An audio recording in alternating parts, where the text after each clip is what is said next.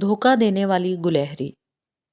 ایک دن جنگل میں ایک چالاک گلہری اپنے دوستوں کو تنگ کرنے اور ان کے ساتھ کھیل کھیلنے کا منصوبہ بنا رہی تھی۔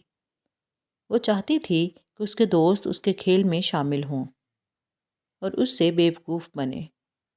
گلہری نے جنگل کے ایک گوشے میں چھوٹے پتھر جمع کیے اور ان کے اوپر دانہ رکھ دیا۔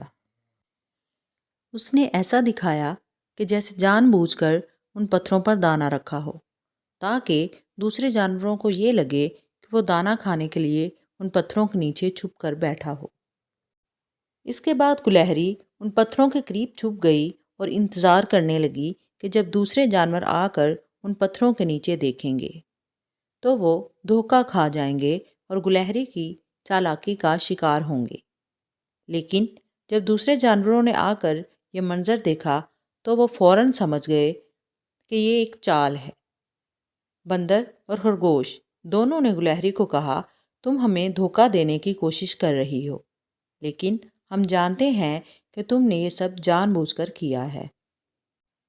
گلہری اپنا کام ناکام ہوتے دیکھ کر شرمندہ ہو گئی۔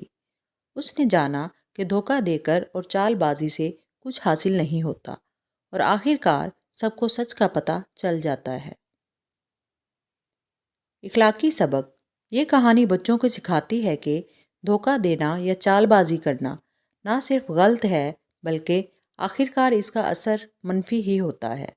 ایمانداری اور سچائی سے زندگی گزارنا چاہیے تاکہ کبھی بھی شرمندگی نہ اٹھانی پڑے۔